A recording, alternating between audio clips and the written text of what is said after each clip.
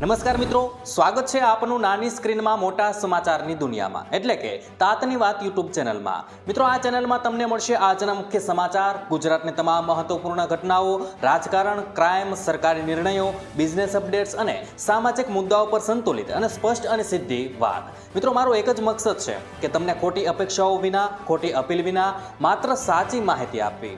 જો તમારે ગુજરાતની પળે પળના સમાચાર જાણવા હોય તો આ ચેનલને સબસ્ક્રાઇબ કરો, બેલ આઇકન ઓન કરો, લાઈક કરો અને તાતની વાત યુટ્યુબ ચેનલ સાથે જોડાઈ જાઓ.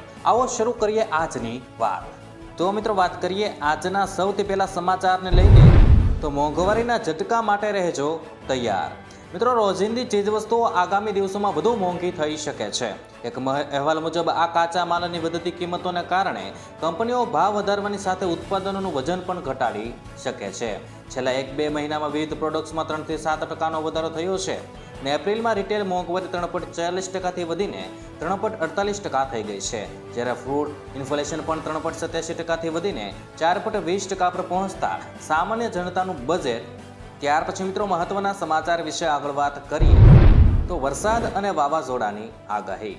મિત્રો, ગુજરાતમાં અસહ્ય ગરમી વચ્ચે આગામી દિવસોમાં વાતાવરણ પલટાશે. હવામાન વિભાગે 30 મેથી એટલે કે આજથી 2 જૂન દરમિયાન રાજ્યના 12 જિલ્લાઓમાં હળવાથી મધ્યમ વરસાદ અને વાવાઝોડાની આગાહી કરી છે. અરબી સમુદ્રમાં ચોમાસું આગળ વધતા આ સ્થિતિ સર્જાશે અને આ દરમિયાન 40 થી 50 કિમી પ્રતિ કલાકની ઝડપે પવન ફૂંકાઈ શકે છે. હાલ 44 ડિગ્રી સાથે સુરેન્દ્રનગર અને 43.6 ડિગ્રી સાથે અમદાવાદ કાળઝાળ ગરમી યથાવત છે. ત્યાર પછી મિત્રો, મહત્વના સમાચાર વિશે આગળ વાત કરી તો 1 જૂનથી બદલાઈ જશે આ નિયમો. મિત્રો, 1 જૂનથી ઘણા મુખ્ય નિયમોમાં ફેરફાર થઈ રહ્યા છે. આવતા મહિને સોલાર પેનલ ખરીદવાનું મોંઘું થઈ શકે છે. યુપીઆઈ છેતરપિંડીને રોકવા માટે એનપીસીઆઈ એક નવી સિસ્ટમ લાગુ કરવાની તૈયારી કરી રહ્યું છે. પરિણામે મોકલનારનું નામ હવે દર્શાવવામાં આવશે. જ્યારે મિત્રો, એલપીજી સિલિન્ડરના ભાવ વધી શકે છે.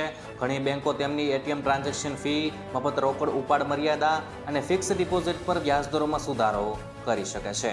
મિત્રો, વિડીયોના અંતે 1 જૂનથી થતા ફેરફારો વિશે વિસ્તૃત રીતે માહિતી આપેલી છે, જેથી મિત્રો વિડીયોમાં છેલ્લે સુધી બન્યા રહેજો. ત્યાર પછી મિત્રો, મહત્વના સમાચાર વિશે આગળ વાત કરીએ તો હવે ચલણી નોટો પ્લાસ્ટિકની બનશે. મિત્રો, ભારતીય ચલણી નોટોનું સ્વરૂપ ટૂંક સમયમાં બદલાઈ શકે છે. આરબીઆઈ એટલે કે રિઝર્વ બેંક ઓફ ઇન્ડિયાએ પરંપરાગત કાગળની નોટોને પોલિમર અથવા તો પ્લાસ્ટિકની નોટોથી બદલવાની શક્યતા પર ગંભીરતાથી વિચાર કરી રહી છે.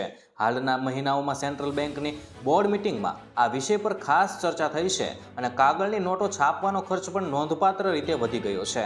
આથી આરબીઆઈ હવે એવા વિકલ્પની શોધમાં છે જે સમય જતાં ટકાઉ રહેતી હોય. ત્યાર પછી મિત્રો, મહત્વના સમાચાર વિશે આગળ વાત કરીએ તો રાજ્ય સરકારનો મોટો નિર્ણય. મિત્રો, રાજ્ય સરકારે ગ્રીન એનર્જી વેગ આપવા મહત્વનો નિર્ણય લીધો છે. કૃષિ મંત્રી જીતુભાઈ વાઘાણીએ જાહેર કર્યું છે કે કૃષિ વિભાગ હેઠળની તમામ કચેરીઓ, યુનિવર્સિટીઓ, સંશોધન સંસ્થાઓ અને નિગમોમાં સોલાર રૂફટોપ સ્થાપિત કરવામાં આવશે. પ્રધાનમંત્રી નરેન્દ્ર મોદીની અપીલને અનુરૂપ આ પહેલેથી જ વીજળીના ખર્ચમાં ઘટાડો, કાર્બન ઉત્સર્જનમાં ઘટાડો અને સ્વચ્છ ઉર્જા તરફ આત્મનિર્ભરતા વધી જશે. ત્યાર પછી મિત્રો, આવતા મહિના એટલે કે જૂન મહિનાથી થતા ફેરફાર વિશે વાત કરીએ તો દર મહિનાની જેમ આગામી મહિનો એટલે કે જૂન મહિનામાં દેશમાં ઘણા મોટા ફેરફારો આવવાના છે, જે પહેલા મહિનાથી અમલમાં આવશે. તેમની અસર દરેક ઘર અને દરેક ખિસ્સામાં અનુભવાશે, કારણ કે રસોડાથી લઈને બેંક ડિપોઝિટ સુધીની દરેક વસ્તુને અસર કરશે.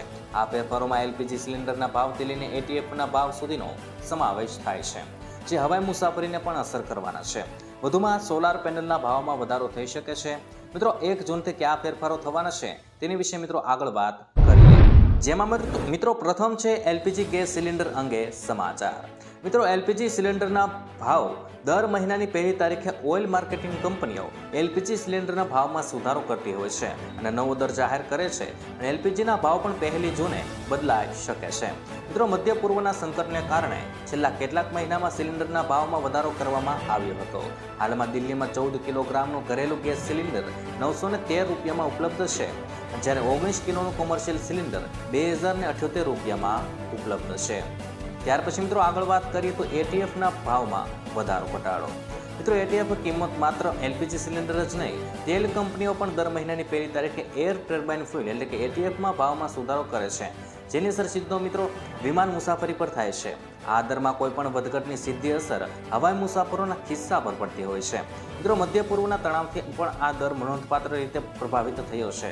દિલ્હીમાં જેટ ફ્યુલની કિંમત હાલમાં ₹1,04,927 પ્રતિ કિલોમીટર છે. ત્યાર પછી મિત્રો આગળ વાત કરીએ તો એચડીએફસી બેંક અંગે સમાચાર. મિત્રો એચડીએફસી બેંકના નિયમો 1 જૂન 2026થી એચડીએફસી બેંકે તેના ચાલુ ખાતાઓ અને અન્ય ઘણા ખાતાઓ સંબંધિત નિયમોમાં ફેરફાર કરવાની છે. બેંકની વેબસાઇટ પરની માહિતી અનુસાર 1 જૂનથી નાની નોટો અને સિક્કાઓની રોકડ જમા કરવા નવી મર્યાદા લાગુ થઈ જશે. નવા શુલ્ક સાથે લાગુ થશે અને અત્યાર સુધી આ નાની નોટોની રોકડ જમા કરાવવા પર કોઈ માસિક મર્યાદા નહીં હતી, પરંતુ નોટ જમા કરાવવા પર આશરે 4% અને સિક્કાઓ પર આશરે 5% ચાર્જ વસૂલવામાં આવતો હતો, જે હવે મિત્રો બદલાઈ જવાનો છે. ત્યાર પછી મિત્રો સોલાર પેનલના ભાવમાં વધારો. મિત્રો સૌર પેનલ સંબંધિત નિયમોમાં ચોથો ફેરફાર વિશે વાત કરીએ તો 1 જૂનથી અમલમાં સૌર પેનલને સંબંધિત છે. 1 જૂન 2026થી સૌર પેનલ્સ માટે મંજૂર મોડેલ અને ઉત્પાદિત સૂચિ એટલે કે ALMM સૂચિ 2 માન્ય રહેવાની છે. તેના અમલીકરણ સાથે આ સૂચિમાં સમાવિષ્ટ સૌર મોડેલો અને કોષનો જ ઉપયોગ સરકારી યોજનાઓ અને સબસિડીવાળા પ્રોજેક્ટમાં થવાનો છે. આ પગલું તેમની ગુણવત્તા અને વિશ્વસનીયતા સુનિશ્ચિત કરવા માટે લેવામાં આવી રહ્યું છે. તેથી આવી ચિંતા છે કે સૌર પેનલના ભાવમાં વધારો થઈ શકે છે. ત્યાર પછી મિત્રો આગળ જૂન મહિનામાં બેંકની રજા.